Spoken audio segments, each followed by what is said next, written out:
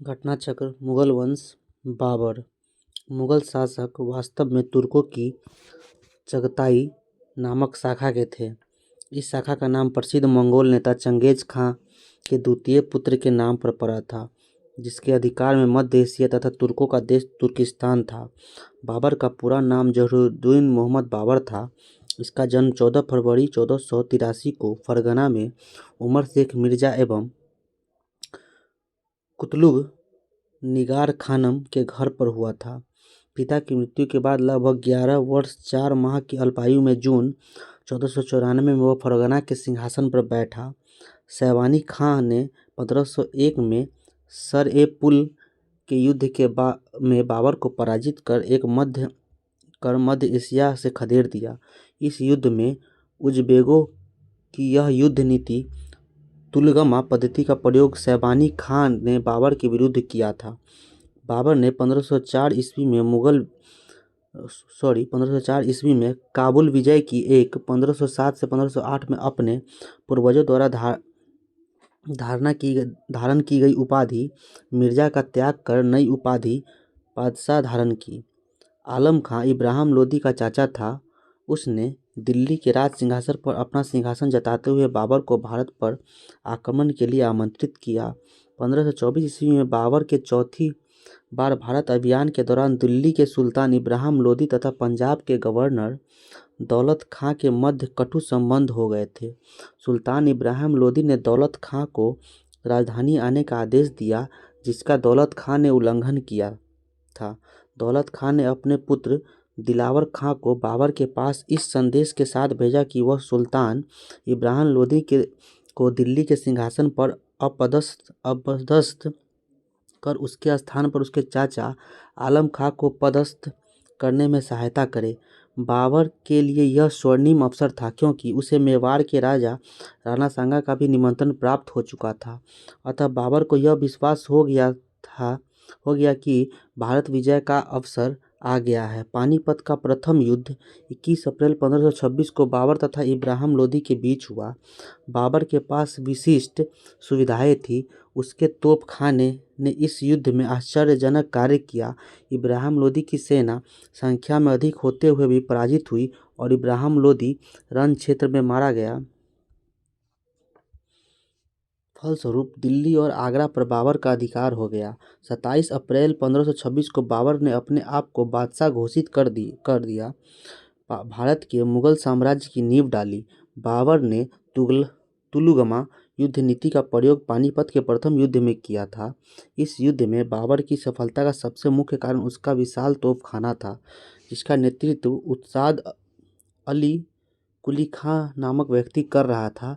बंदूकचियों का नेतृत्व मुस्तफा कर रहा था। बाबर की उदारता के कारण लोगों ने उसे कलंदर की उपाधि प्रदान की। वर्तमान भारत में सर्वप्रथम पानीपत की पहली लड़ाई में तोपों का प्रयोग किया। बाबर ने खानवा के युद्ध में जिहाद की घोषणा की। खानवा का युद्ध 17 मार्च 1527 को बाबर और राणा सांगा के बीच हुआ था। इस युद्ध में राणा सांगा पराजित हुआ।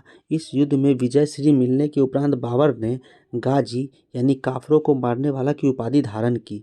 1528 ईस्वी में बाबर ने चंदेरी के किले पर आक्रमण कर लिया। युद्ध में मेदिनी राय मारा गया। घाघरा का युद्ध 1529 ईस्वी में बाबर और मोहम्मद लोदी के बीच हुआ। इस युद्ध में बाबर विजयी हुआ। बाबर का यह अंतिम युद्ध था।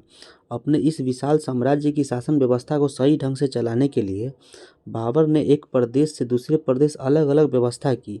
भारत से बाहर बदख्वासा का शासन हुमायूं, मीर फखर अली, हिंदाल तथा मिर्जा सुलेमान को प्रदान किया गया।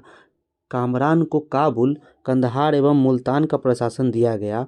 मीर यूसुफ अली को पंजाब का गवर्नर नियुक्त किया गया, जिसके नियंत्रण में भीरा, लाहौर, दीपालपुर, सियालकोट, सरहिंद तथा हिसार फिरोजा सम्मिलित थे। हिसार फिरोजा से लेकर बलिया तक के प्रदेश तथा बयाना, चंदेरी एवं ग्वालियर तक के प्रदेशों में बाबर ने एक नवीन शासन व्यवस्था कार्यान्वित की। इस प्रकार बाबर का साम्राज्य बदख्वासा से बिहार तक फैला था, किंतु आधुनिक राजस्थान का क्षेत्र उसके साम्राज्य में सम्मिलित नहीं था। यह क्षेत्र उस समय विभिन्न राजपूत शासकों के शासनागढ़ था।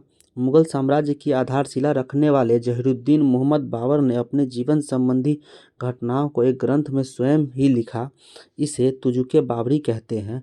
बाबर ने अपनी आत्मकथा में जिन दो हिंदू राज्यों का उल्लेख किया, उसमें एक विजयनगर तथा दूसरा मेवाड़ है। तुर्की भाषा में बाबर द्वारा लिखित यह ग्रंथ संसार की श्रेष्ठतम आत्मकथाओं में स्थान रखता। अकबर ने अब्दुल रहीम खाने खाना तुजुके बाबरी का फारसी भाषा में रूपांतरण करवाया। इसके अतिरिक्त बाबर द्वारा पद रचनाओं का संकलन दीवान में किया गया, जो तुर्की पद में श्रेष्ठ स्थान रखता है। पद में उसने एक नवीन शैली में मुबियान लिखा, जो मुस्लिम कानून की पुस्तक है। बाबर की रचना रिसाल उसज यानी खते बाबरी थी, जिसकी शैली नवीन मानी गई थी। मुगल बादशाह बाबर के सेनानायक मीर बाकी ने अयोध्या में बाबरी मस्जिद का निर्माण कराया था। बाबर को भारत पर आक्रमण करने के लिए आमंत्रित करने वालों में से एक आलम खान इब्राहिम लोदी के संबंधी थे तथा वह दिल्ली के राज सिंहासन के दावेदार थे। आलम खां इब्राहिम लोदी का चाचा था। उसने दिल्ली के राज सिंहासन पर अपना अधिकार जताते हुए बाबर को भारत पर आक्रमण के लिए आमंत्रित किया। 1524 ईस्वी में बाबर के चौथी बार भारत अभियान के दौरान दिल्ली के सुल्तान इब्राहिम लोदी तथा पंजाब के गवर्नर दौलत खां के मध्य कटु संबंध हो गए। सुल्तान इब्राहिम लोदी ने दौलत खां को राजधानी आने का आदेश दिया था, जिसका दौलत खां ने उल्लंघन किया। दौलत खां ने अपने पुत्र दिलावर खां को बाबर के पास इस संदेश के साथ भेजा कि वह सुल्तान इब्राहिम लोदी को दिल्ली के सिंहासन पर अपदस्थ कर उसके स्थान पर उसके चाचा आलम खां को पदस्थ करने में सहायता करे। बाबर के लिए यह स्वर्णिम अवसर था, क्योंकि उसे मेवाड़ के राजा राणा सांगा का भी निमंत्रण प्राप्त हो चुका था। अतः बाबर को यह विश्वास हो गया कि भारत विजय का अवसर आ गया है। अफगानिस्तान पर आधिपत्य के समय बाबर को किसने भारत पर आक्रमण करने के लिए निमंत्रण दिया था? आंसर हो जाएगा दौलत खां ने।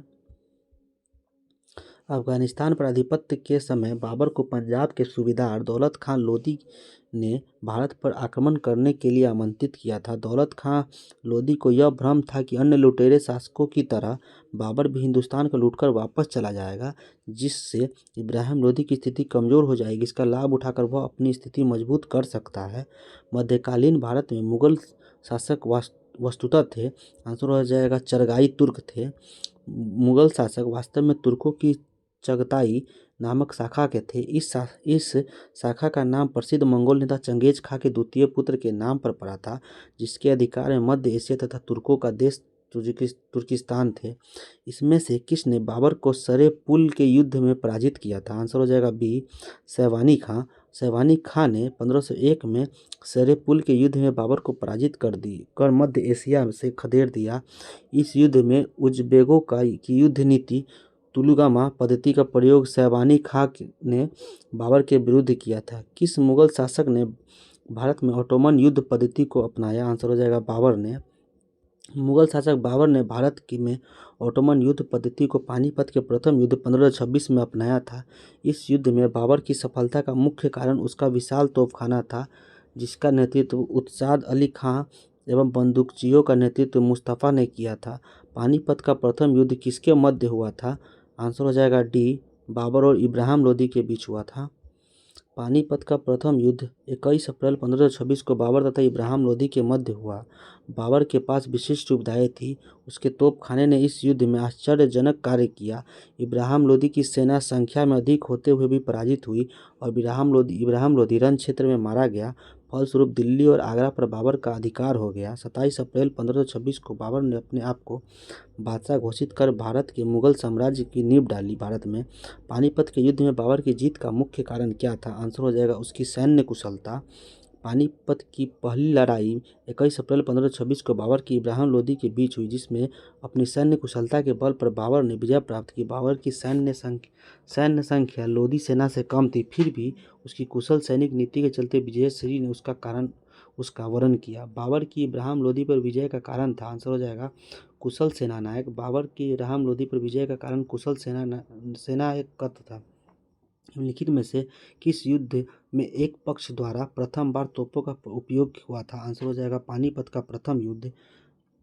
पानीपत के प्रथम युद्ध में बाबर द्वारा तोपों का प्रयोग किया गया था। यह लड़ाई बाबर एवं इब्राहिम लोदी के बीच 21 अप्रैल 1526 को संपन्न हुई, जिसमें अपनी सैन्य कुशलता के बल पर बाबर ने विजय प्राप्त की। बाबर की तोपों का संचालन उस्ताद अली कुली एवं बंदूकचियों के नेतृत्व मुस्तफ़ा ने किया था, परंतु बाबर 1519 ईस्वी में बाजौ और पाकिस्तान की लड़ाई में तोपों और बंदूकों के प्रथम उपयोग का उल्लेख किया। भारत में तोप और बंदूक दाखिल करने का श्रेय आमतौर पर बाबर को दिया गया है। पानीपत की पहली लड़ाई में बाबर ने किसको हराया था? आंसर हो जाएगा इब्राहिम लोदी को हराया था। किस वर्ष बाबर ने सुल्तान इब्राहिम लोदी को पानीपत की लड़ाई में पराजित किया था? आंसर हो जाएगा 1526 में। निम्नलिखित में से कौन सा सुमेलित नहीं है? इसका सीधा आंसर देख लेते हैं। पानीपत का प्रथम युद्ध 1526 में बाबर और इब्राहिम लोदी के बीच लड़ा गया। खानवा का युद्ध 1527 में बाबर और राणा सांगा के बीच लड़ा गया। घाघरा का युद्ध 1529 में तथा बाबर और मोहम्मद लोदी के बीच लड़ा गया, जबकि चंदेरी का युद्ध 1528 ईस्वी में बाबर और मेदिनी राय के बीच हुआ था। निम्नलिखित कथनों पर विचार कीजिए। बाबर ने भारत में आने के फलस्वरूप, आंसर हो जाएगा बी, केवल 3 इस क्षेत्रों में तिमुरिद राजवंश स्थापित हुआ। भारतीय उपमहाद्वीप में बारूद का प्रयोग बाबर के आक्रमण से पूर्व हो चुका था। हालांकि भारत में तोप और बंदूक का प्रयोग करने का श्रेय बाबर को दिया जाता है। जहीरुद्दीन मोहम्मद बाबर की धमनियों में एशिया के 2 वीर जातियों का रक्त प्रवाहित था। माता की ओर से वो चंगेज खां यानी मंगोल वंशज तथा पिता की ओर से तैमूर का वंशज था तथा बाबर के सत्तारूढ़ होने की इस क्षेत्र में तैमूरी राजवंश स्थापित हुआ। तैमूरी प्रभु सत्ता के दैवी अंश के साथ ही संप्रभु के अभिभाज्य सत्ताधिकार में विश्वास करता था।